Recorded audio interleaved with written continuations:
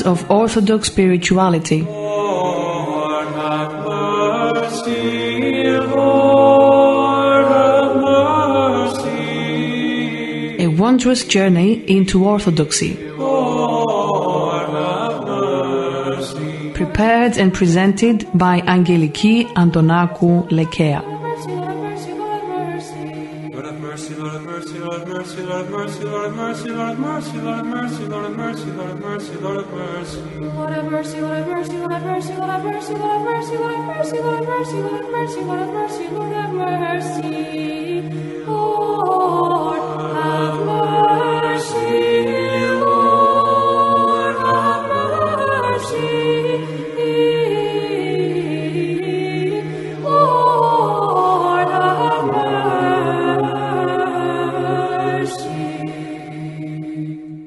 Hello, dear listeners. We are continuing to read from the book Family Life, the fourth volume in the series Spiritual Counsels by Saint Paisios. God is the Lord and hath appeared unto us. Blessed is he that cometh in the name of the Lord. O give thanks unto the Lord and call upon his holy name. Chapter 3, Self-Control in Daily Life. Asceticism renders man incorporeal. Yaronda, you once had told us a blockade is needed in spiritual warfare. What did you mean by that? In war, efforts are made to blockade the enemy. They surround him. They confine him within the city walls. They deprive him of food. Then they cut off his water. If the enemy is left without basic supplies and ammunition, he will be forced to surrender. What am I trying to say is that the devil can also be similarly disarmed and forced into retreat by means of our spiritual struggle through fasting, vigils, and prayer.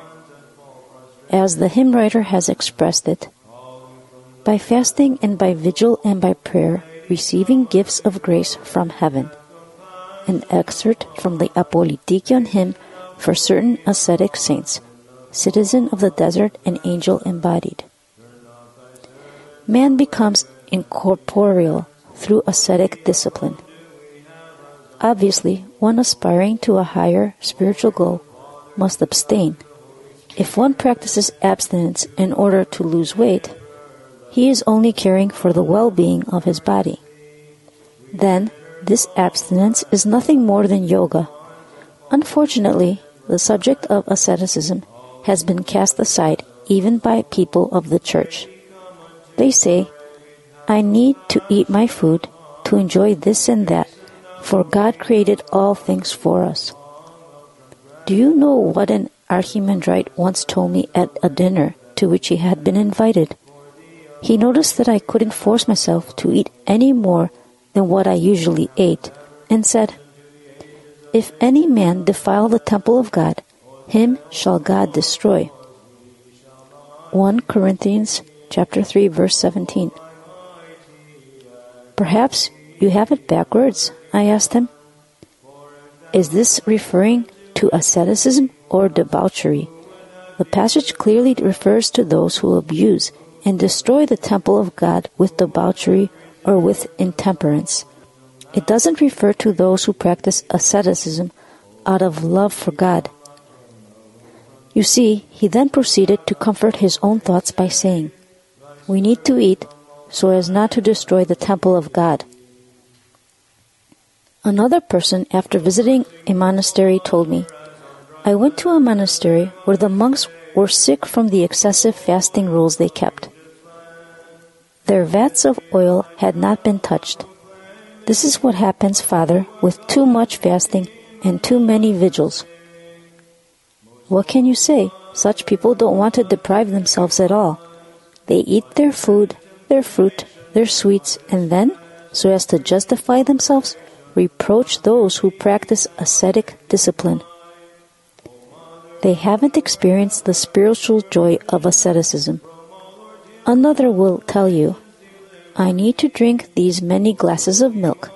I will fast during Great Lent, but I will make up for it afterwards because I need the calcium. It is not that his body needs it, but that he says that he is entitled to it, and so he puts his thoughts at ease that this is correct, that he is not sinning. Of course, it does not occur to him that even to think like this is a sin. Where will man's logic take him? He wants to be in order with the fasting periods prescribed by the Church, but he doesn't want to be deprived of what he missed out during Lent. Well then, how can the Holy Spirit abide in such a person? One can see what great philotimo some family men have. Once, a very simple man with 9 children went to confession, and the spiritual father gave him the blessing to receive Holy Communion. "But how can I receive communion, Father? I put a little bit of oil on our food because I work, and so do my children." "How many children do you have?" 9. "How much oil do you put on to your food?" 2 spoonfuls. "And how much of these 2 spoonfuls is your portion, my poor child?" his spiritual father asked. "Now go and commune." Even though the 11 of them shared only 2 spoonfuls of oil, his thoughts troubled him. I've met laymen who became holy with the asceticism they practiced. Not too long ago, there was a man and his son who worked for years on the holy mountain. Later, he found a good job in his hometown and decided to go back with his son in order to keep the family together. But the son, who had been moved by the ascetic life of the monks, called to mind the worldly life with its pressures and decided not to follow him back into the life of the world. "Father, you have other children," the son said. "You can leave one of them in the garden of the Panagia." Because he had insisted, his father allowed him to stay behind.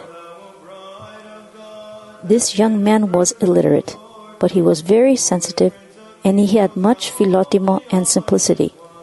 He felt himself to be very unworthy to become a monk, because he was not sure that he could endure the rigors of his monastic duties.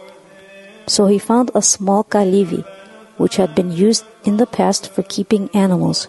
He enclosed the door and the window with stones and ferns, leaving only a small opening into and out of which he squeezed himself, and which he blocked from the inside with a raggedy old overcoat he had found there.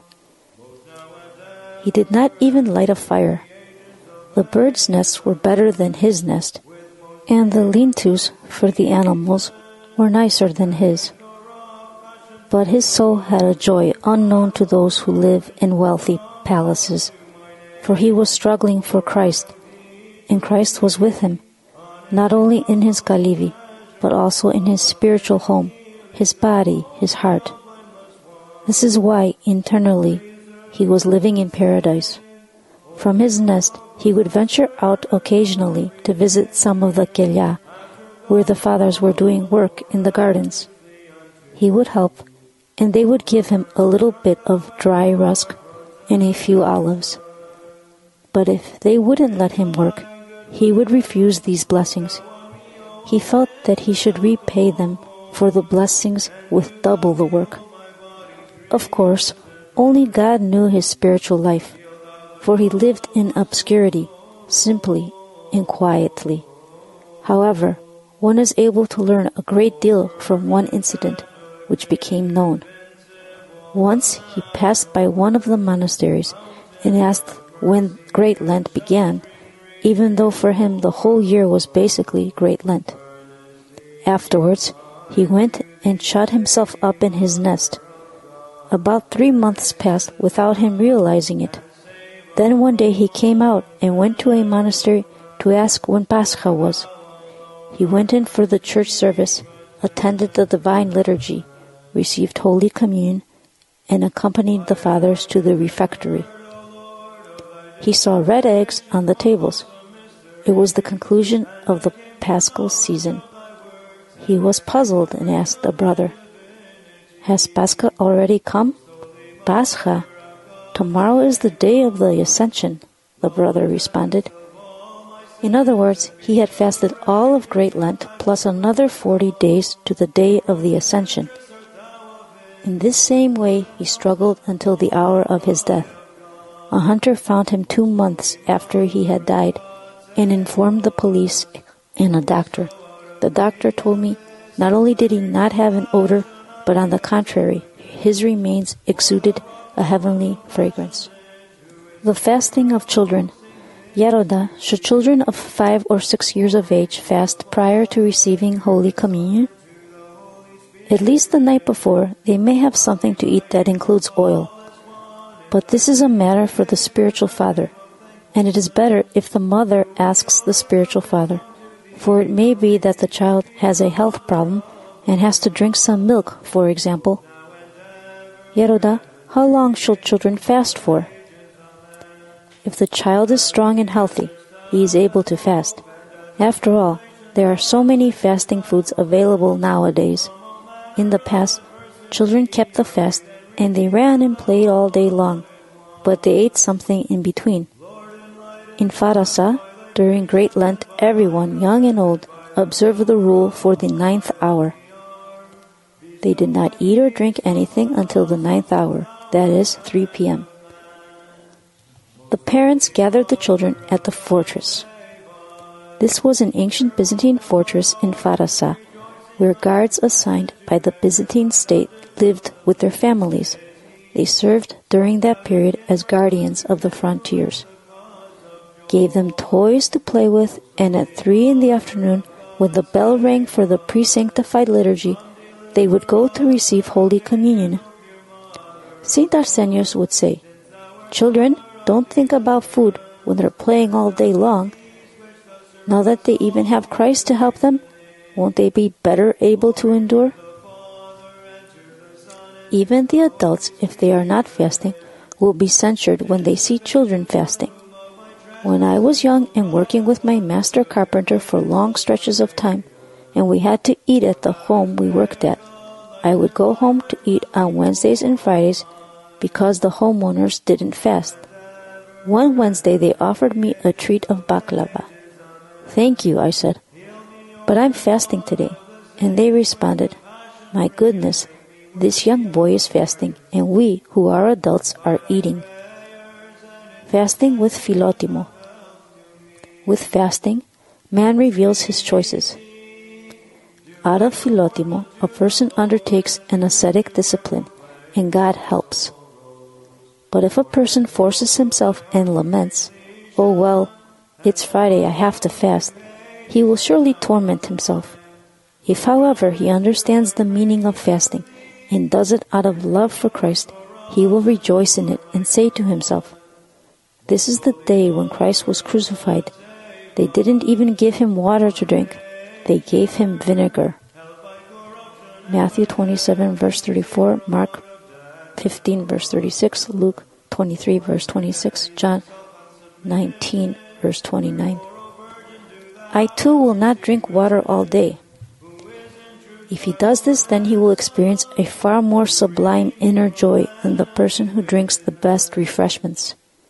One can see many worldly people who can't fast for even one Great Friday, but who can sit on a hunger strike, an act of sheer obstinacy, outside a ministry in order to achieve some goal. The devil gives them encouragement in that action. What they're doing is committing suicide. Others again, when Pascha comes, will sing joyfully and with all their strength, "Christ is risen," only because they look forward to the feast afterwards. They resemble the Jews who wanted to make Christ their king because he fed them in the wilderness. John chapter 6, verses 5 through 15. Do you remember what the prophet said? "Cursed be he that doeth the work of the Lord negligently." Jeremiah 48, verse 10. It is one thing when a person has the good disposition to fast, but is unable to do so for some good reason of health. He trembles and collapses if he doesn't eat. And another thing to have the strength and endurance and still not fast. Where is the good disposition then? The distress of the one who wants to struggle, but is unable to replace much of the asceticism. He has a greater reward than another who has endurance and undertakes the struggle, because he even feels a certain satisfaction. An unfortunate woman of 55 years of age came today, crying because she cannot fast. Her husband divorced her. She had one child, a son who was killed in an accident, and now she lives alone. Her own mother has died, and she has no house and no food. She goes from one house to another to do some work. This poor woman came and told me, "Father, I have a heavy burden on my conscience. I'm not doing anything, and, what is worse, I cannot even keep a rule of fasting. I eat whatever they give me.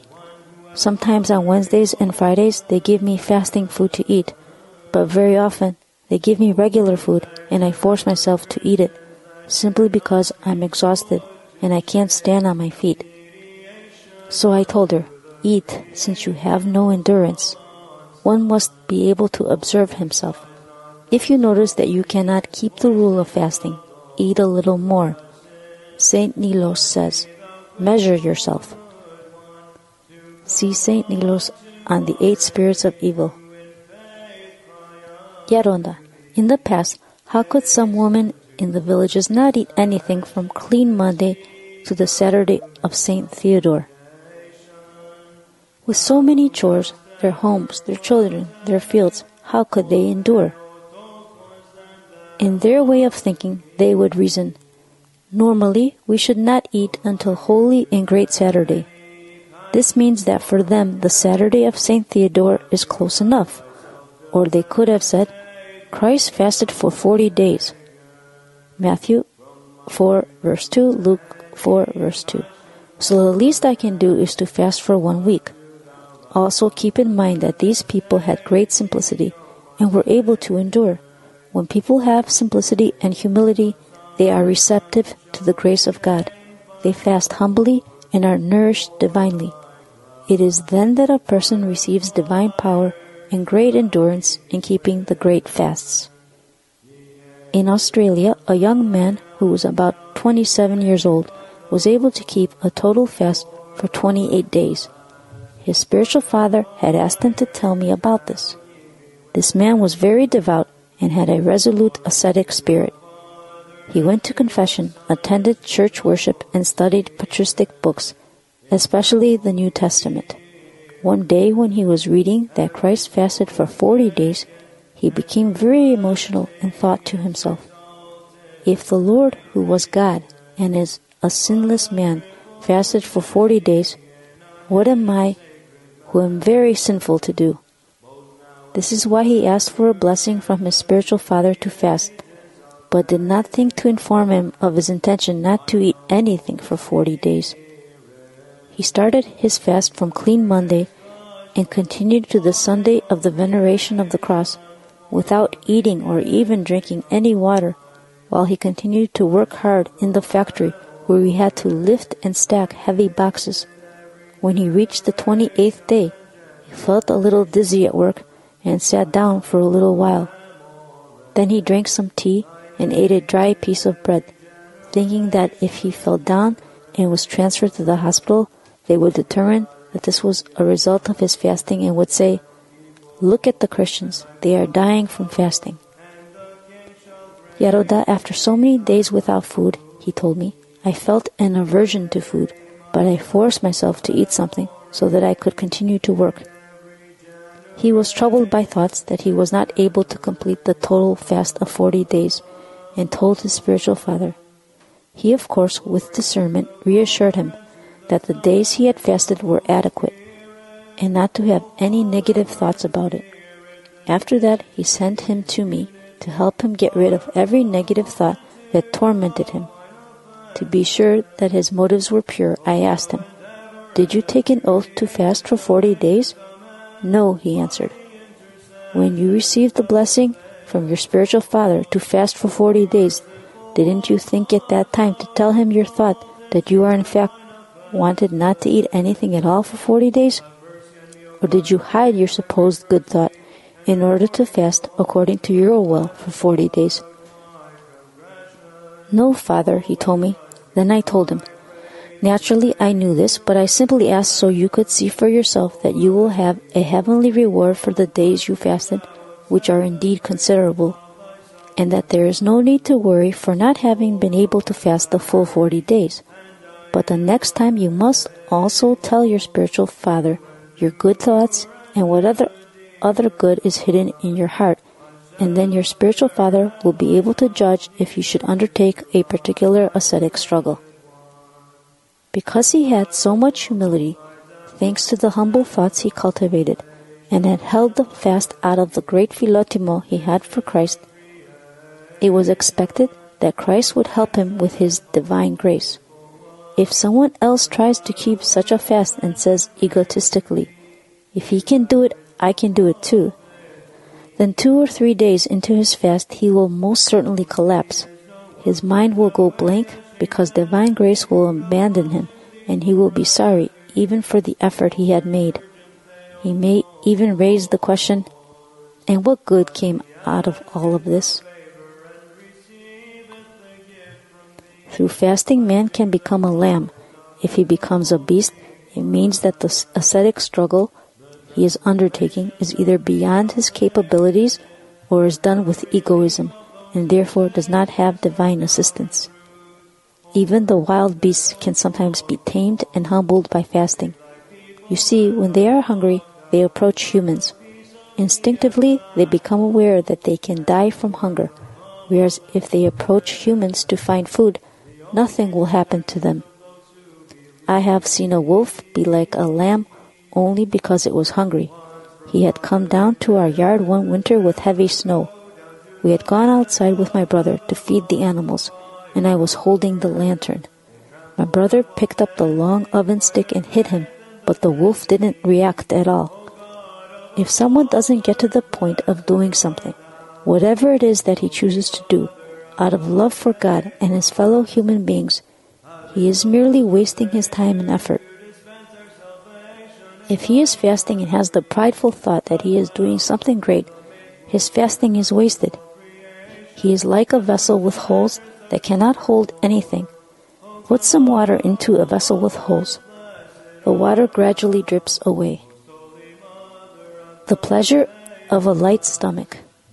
When someone does not practice abstinence from food, he carries with him entire storage bins. But when he practices abstinence and eats only what he needs, his body burns it off and does not store any reserves. The variety of foods stretch the stomach and increase the appetite, but it also makes the body both languid and passionate. If there is only one food on the table and it is not very tasty, perhaps people will not eat it all, or if it is tasty, it may be eaten with a gluttonous appetite and in excess. But when there is, for example, fish, soup, potatoes, cheese, eggs, salad, fruit, and sweets on the table, people want to eat everything and even ask for more. The appetite is drawn to everything, because one food draws it to another, and that to yet another food. And it can be seen that people cannot take criticism, that they cannot endure one person and despise yet another, while the poor stomach must endure whatever we throw into it. Have we asked the stomach whether it can endure it all? In other words, the stomach, that has no reason, surpasses us in the virtue of endurance and struggles to digest everything. And if the various foods are not compatible with each other, when they enter the stomach, they fight, and then the poor stomach has to endure being heavy and upset. Yeroda, how can we break the habit of eating too much? One needs to apply the brake. Just don't eat something that you like, because by doing so, you are creating extra work for yourself by enlarging the barn. The stomach, like a bad toll booth attendant, as St. Macarios tells us, will thereafter always demand to collect more and more. You are pleased at the time of the meal, but after you have eaten, you want to go to sleep. Nor can you do any work. If you eat only one type of food, this can help to cut back on your appetite. Yeroda, if there is a variety of foods, but in small portions, do we still have the same problem? Well, yes, we have the same difficulties, but the parties are small and they cannot put together a government to rule. When there is a great variety of food, it is like many political parties coming together in the stomach, with one party irritating the other. They fight each other, they come to blows, and again we have a heavy and upset stomach. The pleasure derived from a simple, nutritious food is far greater than the pleasure that comes from the richest and best foods. When, as a young boy, I went into the woods and ate only a piece of gulura, the round, fresh baked bread, I didn't want anything else. The best foods couldn't replace that spiritual pleasure I had felt. And this I did with joy, but many people have never experienced the pleasure of a light stomach. In the beginning, when they eat something delicious, they feel some satisfaction. But then gluttony, voracity comes along, and they end up eating too much, especially when they are older and feel the weight, and thus they are deprived of the pleasure of a light stomach. From every face, O thou Virgin, for he is Christ indeed. Dear listeners, we have come to the end of our show. Thank you for listening. We will continue once again where we have left off in our next show. Until then, be well.